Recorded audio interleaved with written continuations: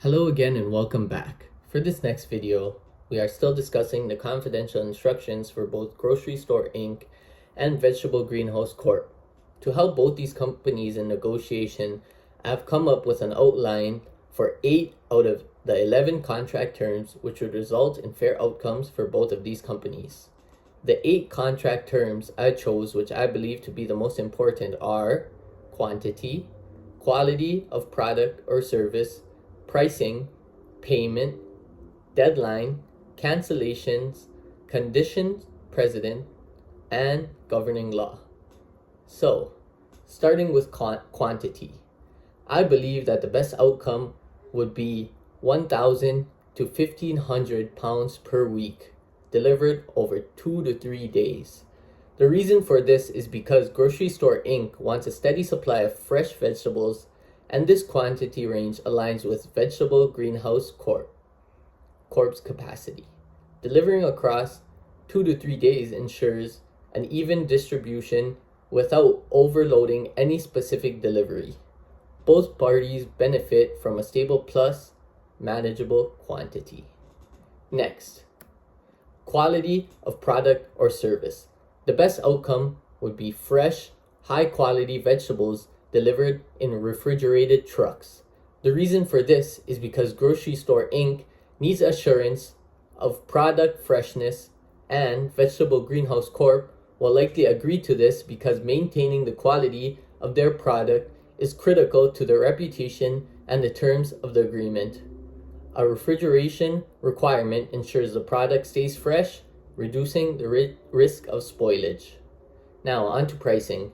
After running the numbers, the best outcome would be $4.04 per pound, which reflects a 5% discount for weekly payments.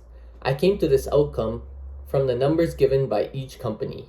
Vegetable Greenhouse Corp's price structuring starts at $4.25 per pound and for 1,000 to 1,500 pounds, but Grocery Store Inc. prefers pricing between $3.50 and $4.50 per pound.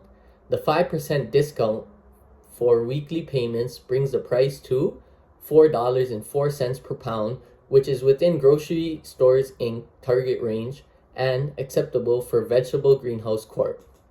Now onto payment. Payment goes hand in hand with pricing. The best outcome would be weekly payments to secure the 5% discount.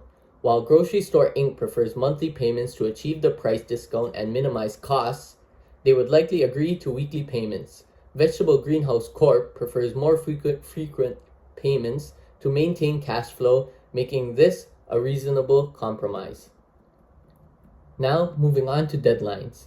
I believe deliveries would be made Tuesday, Wednesday, and Thursday between 4 a.m. and 8 a.m. The reason for this is because Grocery Store Inc. wants overnight deliveries and Vegetable Greenhouse Corp. can deliver in the early morning. To avoid disrupting Grocery Store Inc.'s business and comply with Vegetable Greenhouse Corp.'s schedule, deliveries during this window provide flexibility for both parties. Next, we have cancellations.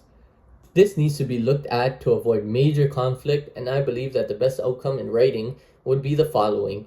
Either party can cancel the contract with 6 months' notice, with an additional clause allowing Grocery Store Inc. to cancel without penalty if 50% or more deliveries are late or missed. The reason for this is because, as detailed, both parties have requested 6 months' notice for cancellation to maintain supply chain continuity. However, Grocery Store Inc. would also need an escape clause if the performance is consistently poor, as Vegetable Greenhouse Corp. may face issues with transportation or supply. Now, on to condition precedents. All necessary licenses and certifications must be obtained by Vegetable Greenhouse Corp. before deliveries commence. This is the best outcome because, as a supplier of food products, Vegetable Greenhouse Corp. needs to have the proper licenses for transporting and delivering perishable goods. This ensures Grocery Store Inc. complies with all health and safety standards. Lastly, governing law. I believe that the governing law should be the jurisdiction where Grocery Store Inc. is headquartered. As the buyer, Grocery Store Inc. would likely prefer the contract to be governed by the laws of its home jurisdiction. This would reduce their legal risks and simplify any potential dispute resolution. Before concluding, I wanted to point out one term that is also a condition. Now, you must be wondering, what is a condition? A condition is a fundamental term of the contract. Breaching a contract allows a non-breaching party to terminate the contract and claim damages.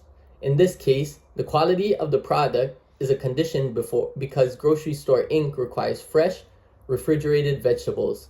If Vegetable Greenhouse Corp. delivers spoiled or substandard goods, it undermines the core purpose of the contract.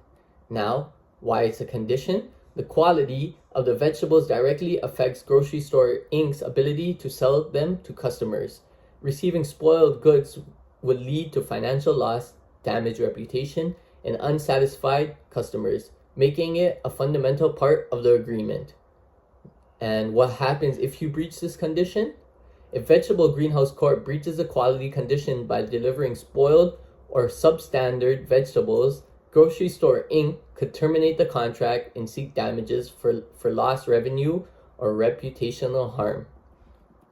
Now, to conclude, these are what I believe to be the best outcomes in negotiation between the two companies to ensure a positive and ongoing working relationship.